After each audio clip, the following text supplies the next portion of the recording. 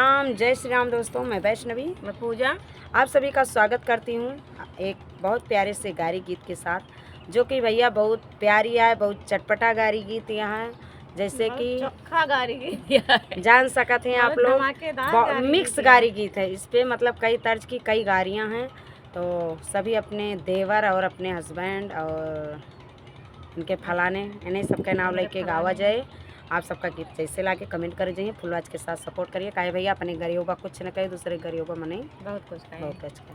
तो क्यों अच्छा लागत, क्यों हमारे घर वाले खुश रहते हैं, तो हम अपने घर वालों के नाम पर गीत गाते हैं। तो चलिए सुनिए, आनंद लीजिए और कैसा लगा कमेंट करके जरूर बताइएगा। कि कर्पूरे गौरम करुणावतारम विजय के बहिनी कालैगा सियार में कर्पूरे गौरम करुणावतारम विजय के बहिनी कालैगा सियारम कर्पूरे गौरम करुणावतारम ब्रह्म कुमार के बहिनी कालैगा सियारम कर्पूरे गौरम करुणावतारम राम सूरत के बहिनी कालैगा सियारम। अरे रोमई विजय साले पीटई का पारम, अरे हमारे बहिनी कालैगा सियारम रोमई विजय साले पीटई का पारम, अरे हमारे बहिनी कालैगा सियारम।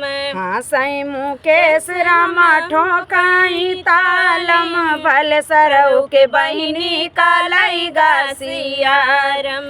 अरे होई हाई लड़का खेलाई हाई हजारम भल सरऊ के बहिनी कालैगा सियारम।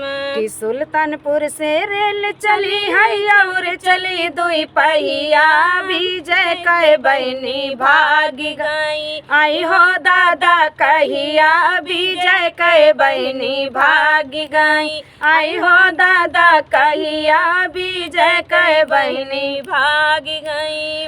अरे सुल्तानपुर से रेल चली है और चली दुई पहिया राम सूरत के बहिनी भाग गई आई हो दादा कहिया राम सूरत कई बहिनी भाग गई आई हो दादा कहिया विजय कई बहिनी भागी गई। वार साप पई मैसेज आइल छापल बा खबरिया राम सूरत के बहिनी भाग गई आई हो दादा कहिया राम सूरत के बहिनी भाग गई आई हो दादा कहिया राम अरे फेसबुक के बहिनी भागी गई। फेसबुक पे मैसेज आइल छापल बा खबरिया इनके फलाने के बहिनी भाग गई आई हो दादा कहिया हमरे फलाने के बहिनी भाग गई आई हो दादा कहिया जेठवा कई बहिनी भाग गई आई हो दादा कहिया देवरू कई बहिनी भागी गई।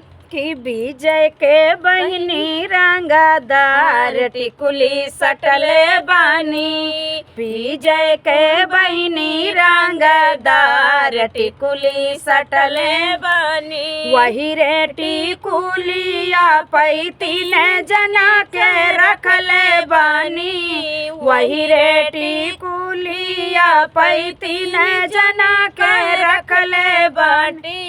अरे पुलिस दारोगा थानेदार टिकुली सटले बनी पुलिस दारोगा थानेदार टिकुली सटले बानी। अरे राम सूरत कई बहिनी है छिनार टिकुली सटले बानी राम कुमार कई बहिनी है छिनार नाथुनी पहले बाटी अरे यही रे नाथुनिया पैतिले जना के रखले बानी यही रे टिकुलिया पैतिले जना के रखले बानी। अरे मुखिया प्रधान कोटेदार नाथुनी पहिरे बाटी मुखिया प्रधान कोटेदार रंगदार नथुनी पहिरे बाटी। अरे विजय कई बहनी रंगदार नथुनी पहिरे बाटी। तो भैया गीत कैसे ला कमेंट करे चाहिए, फुल वॉच के साथ सपोर्ट करिए जितना हो सके। आप लोग यह गीत का वायरल कर जाइए और फुल सपोर्ट करिए। आप सबके बहुत बहुत आभार रहे। धन्यवाद।